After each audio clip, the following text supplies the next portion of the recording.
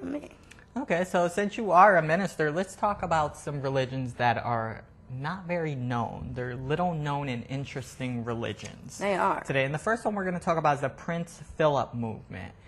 Yeah. What can you tell us about that? Well, Prince Philip, as in the actual Prince Philip, who's married to Queen Elizabeth II. There's a small island in the South Pacific where there's a tribe of people who they cannot really read or write because they're, they live their culture. They're closed off from a lot of the more what we call the modern world. So they don't have the technology and the cell phones and everything. Right, that we have. they don't have any of that. They don't have any of that.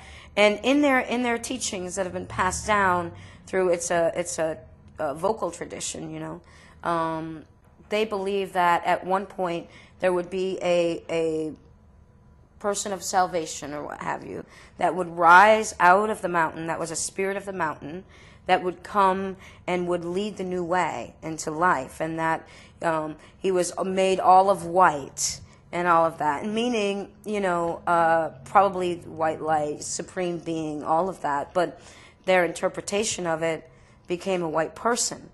And because there aren't really a lot of white people around there. So they don't see white people. Yeah, so. I think that probably now they have, because I know there's been documentaries on that. Yeah. But at the time, back in I believe it was the late 40s or what have you, when Prince Philip married the Queen and they were touring around, they saw a picture of him in a local paper, and they couldn't read who he was because they couldn't read.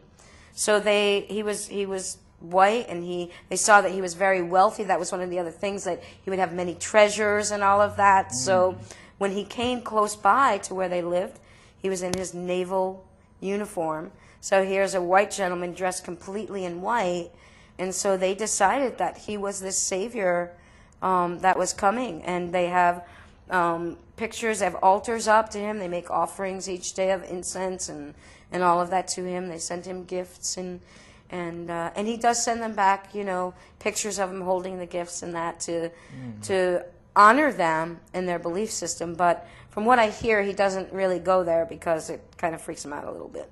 Yeah, he doesn't necessarily want to be seen as a god. Yeah, I would like to be seen as a god. What do you think? Maybe they could make me the third coming or something. There you go. So there's nothing wrong with that. So, but I respect their religion. Yes. I don't think I can say it's wrong, because to them that is the truth. That is what he is, a god to them. Right. Well, if you think about that which brings things, if you think about, some people now may look at, if you go back to Egyptian times and they had the sun god. The sun was God because it came up every day, and because it gave them, it grew vegetables, or it did this or that. So it makes sense, in a cultural context. Absolutely. God can be whatever you want God to be. Exactly. So. God is my boots. Yeah, there you go. She just wanted to show her boots. I did. I needed to show my boots. I love them. The next one we're going to talk about is the creativity movement. Now, this one's not so jolly. This one's not so jolly, and again, I guess this that one's kind of like the opposite. It is. Yeah. It is, and I really try not to say what people should or shouldn't believe, but I got to say this is a hard one for me to not say what. Mm-hmm. The creativity movement used to be known as the something else. The KKK? Yeah, pretty much. Yeah. Pretty much. World Church of Creation, of the Creator. And basically it is a white supremacy movement where people believe that white people are the creators. In other words, they are God. And anyone who is not white, and they would include in that category those who are Jewish, people who are black, but they use other words for that, and what they call the mud races, meaning any race that's not completely 100% white. So whether you're Asian, whether you're Southeast Asian, whether you're biracial, triracial, anything like that, that basically their job and their role is to propagate this belief that the white race is supreme, and that above all else that's the one thing that they need to have as their loyalty before anything else, and basically to die for that cause, to more or less get rid of every other race except white. It's really scary. Yeah. Really scary. Now the leader's in prison. Surprise! Yeah.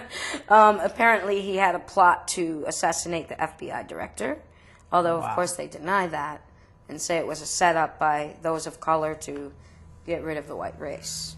Well, it seems they aren't winning this fight because more and more people every day are being Right. born biracial. Right. The next one we want to talk about is the Unification Church, the Sun Myung Moon. Yes. Tell us a little bit about that. Sun Myung Moon is originated in Japan, and the gentleman, Sun Myung Moon, is believed to be the next coming of Christ, basically.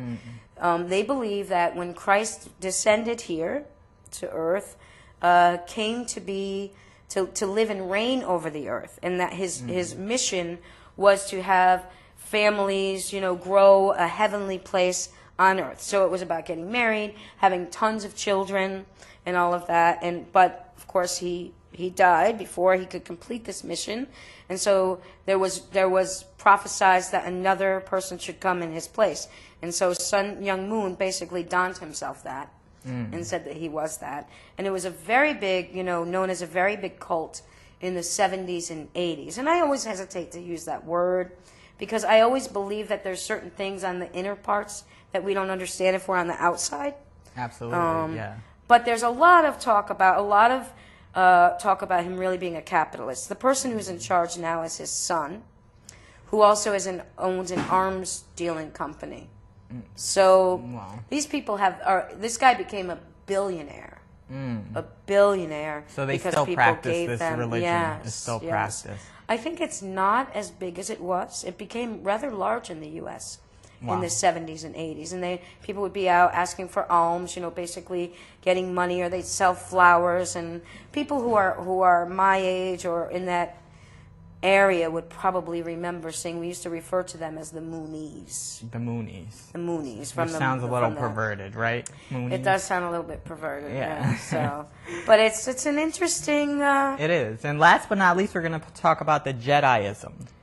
religion. Jediism is cool, I think. It is. Okay. Jediism is cool. Tell us a little bit about that. Well, it's actually it's a religion, although I don't know that it's recognized by, the country or anything as a specific religion. But started on the belief of the Force, from Star Wars, right? George Lucas, Star Wars, all of that. They vehemently deny that they worship George Lucas or the Star Wars movies or anything like that. But they say that within all of that, within the Jedi, the Force, or the creative force that we all have, and staying within, it's really very much. The only thing I saw different about it, John, than other religions that teaches about being ethical, the golden rule, all of that, it's all pretty much the same, in that the only thing that's different is they reference the Force. Let the Force be with you. Yeah, the Force meaning that creative power or the unified field of consciousness. So it's pretty cool. There's not a whole lot of dogma around it with, strict adherence to rules. There's just principles of belief systems. Sort of reminds me of Buddhism. Buddhism, yeah. Buddhism, little am I bit, saying yeah. that right? A little bit? Little bit. And that kind I of mean, it's kind of, I think it's something that is, if you take all of the strands from the different religions outside of the dogma, then there's this underlying thread They all sort of of connect. simple truth. Yeah, yeah. That's true. Yeah. I think we all have sort of a common vision in a different way. So, well, I thank you very much for sharing that with us. Yeah, We are going to be right back. We're going to take a break and come back with Ellie Walsh. She's going to talk about the laws of attraction. So don't go anywhere. Be right back.